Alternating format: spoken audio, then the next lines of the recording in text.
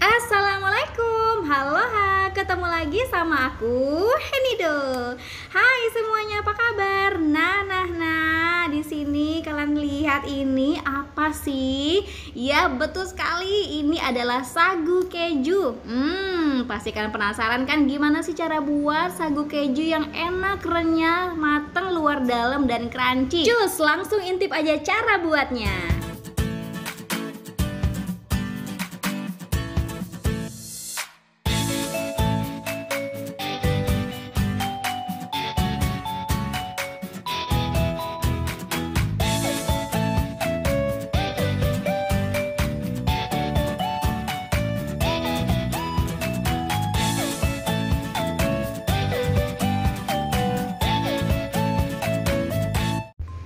Oke, nah ini bahan-bahan yang udah aku sediakan. Di sini nanti aku tetap bakal tulis di deskripsi box apa aja. Nah, yang pertama ada tepung sagu tani yang udah aku sangrai. Nah, sekedar informasi, untuk tepung sagu ini kita harus sangrai terlebih dahulu karena supaya nanti si kue sagunya tuh nggak melempem tapi crunchy luar dan dalam. Untuk informasinya aku pernah bikin video shortnya, nanti aku bakal sisihkan di video ini. Lanjut, bahan berikutnya adalah gula halus, ada kuning telur, susu bubuk, lanjut ada santan instan, ada butter plus margarin, dan ada keju untuk topping serta keju cheddar juga. Ini untuk adonan. Jadi yang untuk adonan itu sengaja aku banyakin. Oke, lanjut kita eksekusi.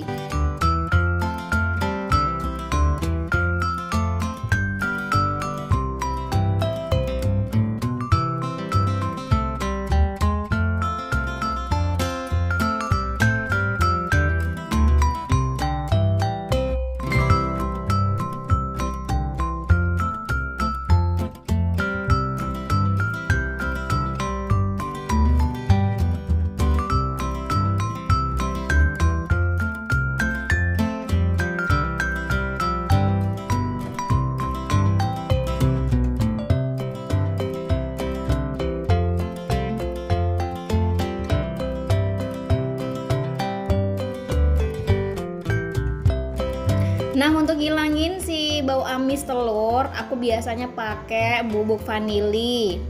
Nih, segini aja, kurang lebih setengah sendok teh.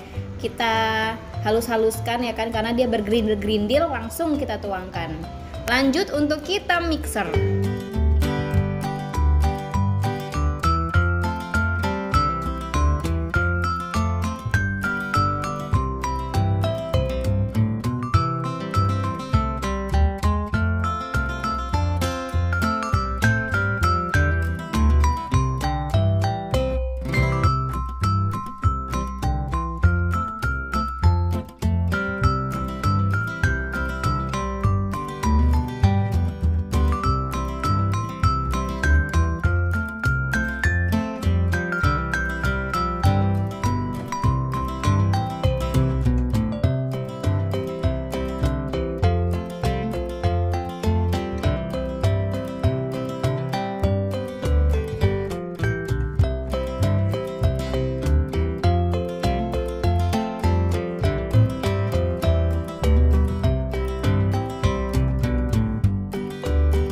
Adonan udah selesai, nah saatnya aku prepare pakai loyang yang ada kain baking.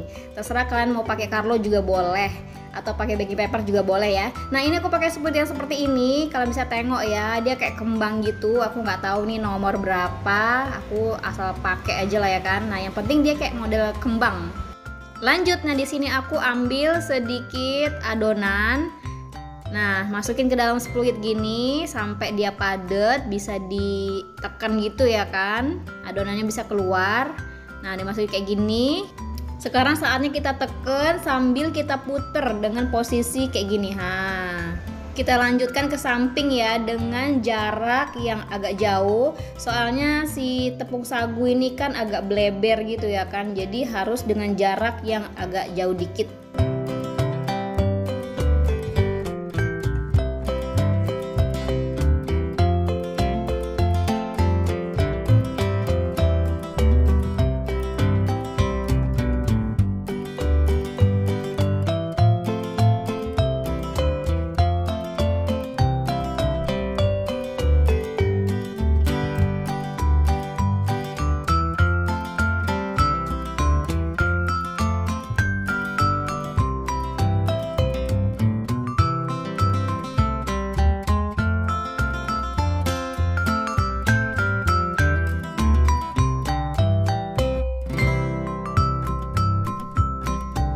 Oke, nah karena udah selesai mencetak si sagu, saatnya sekarang kita kasih topping keju.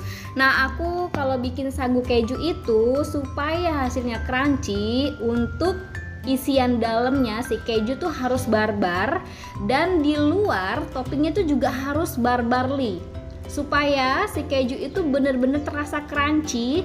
Jadi rasanya tuh nggak cuma manis tapi ada gurih-gurihnya gitu. Nah, itu adalah rahasia dari sagu keju yang selalu aku produksi. Makanya nggak heran kalau customer aku tuh suka kali sama sagu keju buatan aku. Dan nanti aku bakal kasih tahu trik gimana cara untuk panggang si sagu kejunya biar hasilnya lumer dan pecah di mulut. Oke, setelah selesai semua, ini siap untuk kita panggang. Ini ovennya udah aku panaskan terlebih dahulu sebelumnya ya, kurang lebih 15 menit. Dan untuk temperaturnya kita gunakan api yang paling rendah dengan suhu 140 derajat Celcius kurang lebih selama 50 sampai 60 menit. Nah, jangan lupa sekali lagi untuk oven yang kayak aku punya harus diputar ke atas dan putar ke bawah supaya matangnya bisa rata, kejunya juga bisa golden brown. Nah, untuk membuat sagu keju adalah kuncinya memang harus sabar kali.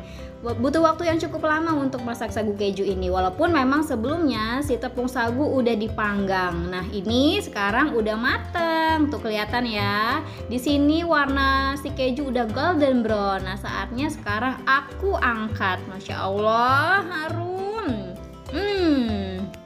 Pemilihan keju yang tepat seperti ini, tuh kalian tengok di sini. Ini adalah keju olahan merek cheddar yang tua, yang biasanya sering aku pakai itu yang ukuran 2 kilo. Nah, itu udah pasti kejunya pasti kalau dipanggang tuh golden brown. Soalnya aku sering nemuin keju-keju yang kemasan kecil 165 gram untuk cheddar itu kejunya masih muda. Jadi hasilnya ketika dipanggang lama pun nggak bakal golden brown. Tuh kalian lihat di sini kan, warnanya tuh lebih cakep. Jadi kunci untuk bikin sagu keju yang lumer dan crunchy itu ada pada durasi yang digunakan. Waktunya adalah lama, kurang lebih 50 sampai 60 menit. Kemudian dengan menggunakan suhu yang paling rendah. Jadi antara 130 sampai 140, jangan lebih dari itu karena memang proses untuk pembuatan si sagu ini memang memakan waktu. Triknya jadi memang harus sabar kali. Nah, setelah didinginkan, ini kalian bisa tengok di sini ya. Aku akan kasih tahu posisi bagian bawahnya itu kalau matang sih seperti apa. Nah, ini aku ambil satu. Nah, kalian bisa tengok di sini untuk bagian bawah si keju di dalam adonan itu udah mateng, alias udah golden brown kayak gini ya. Nah, dan tepung sagunya untuk adonannya itu warnanya udah krem gitu loh, bukan putih. Nah, kalau putih itu masih belum matang sempurna. Memang matang, cuman ketika kita makan itu nggak akan lumer dan si keju di dalam tuh nggak akan crunchy. Dan bedanya kalau yang di bagian dalam itu, nah kalian bisa tengok di sini ya. Untuk bagian atas warnanya kayak gini, itu adalah yang baik untuk si sagu keju. Nah, warnanya tuh kayak kuning ke putih gitu ya, kuning ke putih lah ya. Nah, kalau bagian bawah itu kayak udah mulai krim gitu. Terkadang ada yang mereka bikin sagu keju tuh masih kayak basah tengahnya. Nah, itu kenapa? Terjadi karena proses pemanggangan yang kurang lama. Dan karena proses pemanggangan sagu ini dibutuhkan waktu yang lama, jangan sekali-sekali menaikkan suhunya menjadi di atas 140.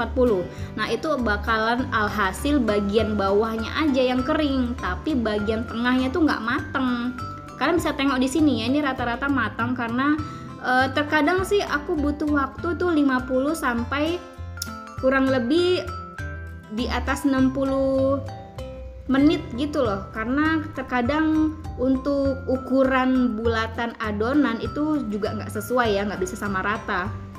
Jadi kalian bisa sesuaikan aja, bisa dikeluarin dulu, dicek kembali apakah posisi si warna kremnya itu udah keluar, kemudian dicobain dulu.